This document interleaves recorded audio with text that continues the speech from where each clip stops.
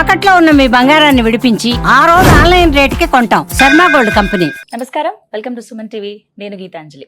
జనవరి 25వ తారీఖున పుష్యమాస ఏకాదశి అండి.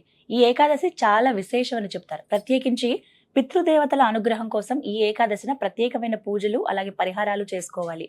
మరీ ముఖ్యంగా వివాహం కావాల్సిన వాళ్ళు కావచ్చు, సంతానం కోసం ఎదురు చూసే వాళ్ళు కానీ, దాంపత్య జీవితంలో ఇబ్బందులు ఉన్న వాళ్ళు కావచ్చు, అలాగే ఉద్యోగాల కోసం ఇలా రకరకాల బాధలు ఉంటాయి. వీటన్నిటికీ పితృదేవతల అనుగ్రహం ఉండాలంటారు. వారి అనుగ్రహం ఈ ఏకాదశి రోజున ఖచ్చితంగా ఉంటుంది, ఎవరైతే కొన్ని నియమాలు పాటించి కొన్ని పరిహారాలు చేసుకుంటారు అని చెప్తున్నారు ప్రముఖ జ్యోతిషులు బ్రహ్మశ్రీ నందిబిట్ల శ్రీహరి శర్మ గురువు గారు. వారితో మాట్లాడి ఆ వివరాలు తెలుసుకుందాం. గురుగారు నమస్కారం అండి.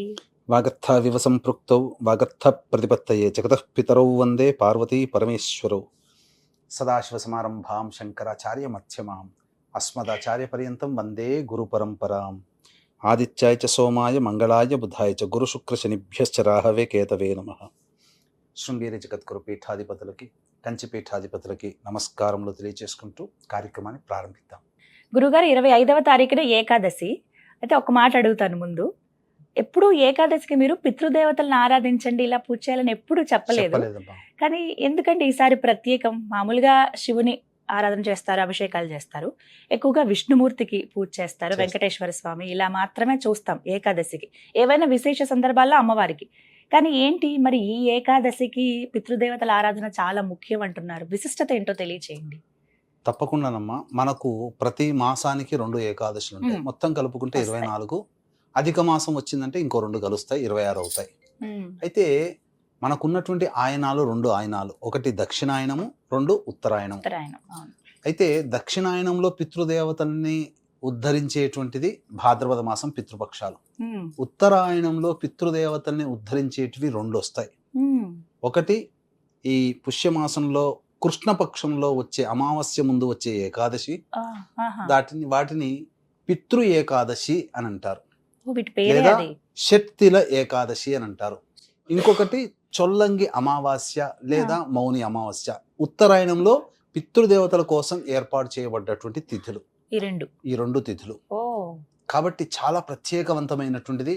ముఖ్యంగా విష్ణుమూర్తిని మనం అన్ని ఏకాదశులలో మనము వివిధ పుష్పాలతో అలంకరణతో చేస్తే కేవలం నల్ల నువ్వులతో విష్ణుమూర్తిని అర్చించే విధానం ఇది ఈ ఏకాదశి ఒక్క రోజునే. ఇప్పుడు మనకు తిలలు ఎలా వచ్చాయమ్మా? విష్ణుమూర్తి యొక్క స్వేదము నుంచి, వరాహ అవతారం ఎత్తిన తర్వాత వచ్చినటువంటి స్వేదము నుంచి పుట్టినవి తిలలు, నువ్వులు. అందుకని ఆ విష్ణుమూర్తి ప్రీతి కోసం ఈ శక్తిల ఏకాదశి రోజున మాత్రమే నువ్వులతో అర్చన చేసే విధానం ఈ ఏకాదశికి ఉంది. పైగా మీరన్నట్టుగా హరుడికి కూడా, అంటే శివుడికి కూడా ప్రీతికరమైనటువంటివి తెల్ల నువ్వులు. నల్ల నువ్వులు విష్ణుమూర్తికి, తెల్ల నువ్వులు ఈశ్వరుడికి. కాబట్టి నల్ల నువ్వుల్ని తెల్ల నువ్వుల్ని ఏ విధంగా ఉపయోగించి దైవానుగ్రహాన్ని పొందాలనేటువంటిది మనకు శాస్త్ర ప్రమాణంలో చెప్పబడింది. అయితే ముఖ్యంగా ఏ ఏకాదశిలో వాడనటువంటి తిలలు నల్ల నువ్వులని 6 విధాలుగా 6 క్రియలలో మనం ఈ తెల్ల నువ్వుల్ని వినియోగించాలి ఖచ్చితంగా అని శాస్త్రం చెప్పబడి ఉంటుంది. 6 విధాలుగా. అసలు ఒక విషయం చెప్పాలంటేనమ్మా, చాలా మందికి ఏకాదశి రోజున భోజనం చేయకూడదని మాత్రమే తెలుసు, కానీ విధానం అనేటువంటిది చాలా మందికి తెలియదు. ముందు రోజు దశమి ఉంటుంది కదా, ఆ దశమి రోజు సూర్యాస్తమయం అయిన తరువాత ఇక ఎట్టి పరిస్థితిలో భోజనము భుజించకూడదు. అప్పటి నుంచి పాలు పండ్లు తీసుకోవచ్చు, దాంపత్యం పనికిరాదు. ఆ భూషయనం చేయాలి ఆ రోజు దశమి రోజు రాత్రి అంతా. తెల్లవారే లేచి, అనగా 24వ తారీఖు సాయంత్రం నుంచే ప్రారంభం చేసుకోవాలి. తెల్లవారి సూర్యోదయం లేవగానే ఈ 6 విధాలుగా తిలల్ని ఉపయోగించాలి. మొట్టమొదటి ఏంటంటే, మనం స్నానం చేసేటువంటి బకెట్లో కానీ నల్ల నువ్వులు వేసుకొని, ఆ నల్ల నువ్వులు శరీరం మీద పడుతుండగా మన శరీరం నుంచి కిందికి జారిపోవాలి. ఆ విధంగా వేసుకోవాలి. కొంతమంది షవర్ పెట్టుకుంటారు, అప్పుడు నల్ల నువ్వుల్ని తల మీద వేసుకొని షవర్ మీద స్నానం చేస్తే ఆటోమేటిక్గా ఇలా ఉంటుంది. ఆ విధంగా స్నానం ఆచరించాలి. తరువాత ఆ నల్ల నువ్వులని బాగా రుబ్బితే ఒక చిన్న పిండి ముద్దలాగా అవుతుంది. వాటిని శరీరానికి లేపనంగా చేసుకోవాలి. 2వ విధానం నువ్వుల్ని ఉపయోగించి. ఇక 3వ విధానము, చక్కగా తులసి చెట్టు దగ్గర వెళ్ళిన తర్వాత అక్కడ విష్ణుమూర్తి చిత్రపటానికి కానీ లేదా విష్ణుమూర్తి విగ్రహాన్ని కానీ పెట్టుకొని అష్టదళ పద్మం వేసి ఆ అష్టదళ పద్మంలో చిత్రపటం కానీ విగ్రహం కానీ పెట్టాలి. పెట్టి ఇరువైపులా ఆవు నేతితో దీపారాధన చేసి ఆ విష్ణుమూర్తికి విష్ణు అష్టోత్తరముతో తిలలతో పాదాల దగ్గర పూజ చేయాలి. అక్కడ తులసమ్మవారి దగ్గరే, తులసమ్మవారి దగ్గర లేదా ఇంట్లోనైనా చేసుకోవచ్చు. విష్ణుమూర్తికి తిలలతో అర్చన చేసేది ఈ యొక్క ఏకాదశి తిథి రోజునే. అది 3వ విధానం అయిపోతుంది.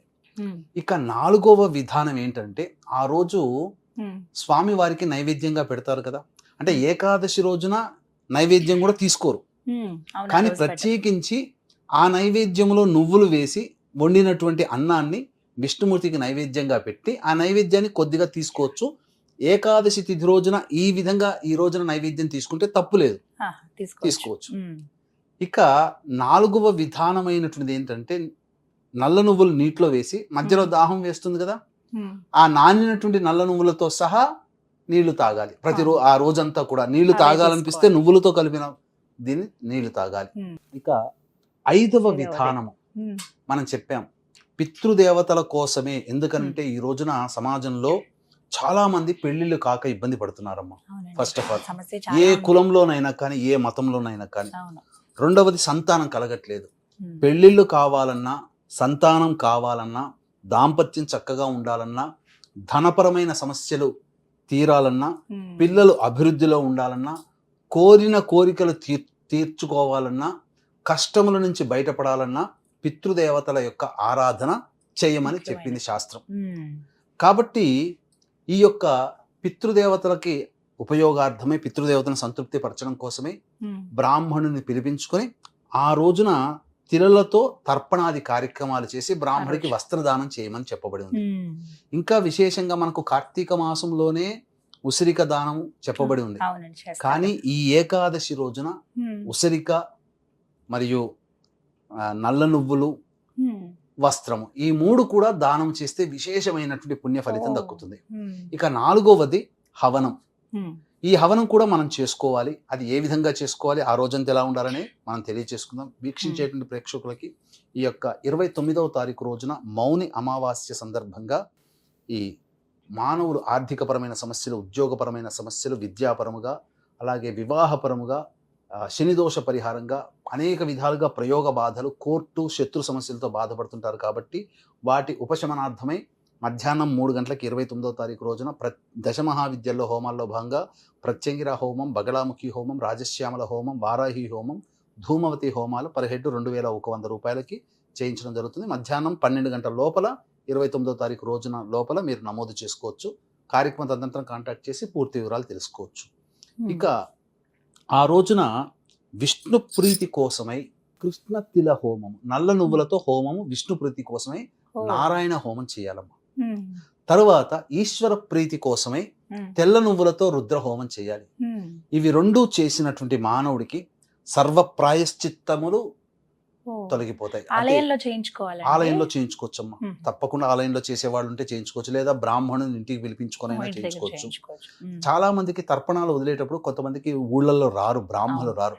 అటువంటప్పుడు స్వయంగానైనా కానీ చేసుకోవచ్చు. ఎందుకంటే ఈ రోజున చేయమని చెప్పబడి ఉంది శాస్త్రం.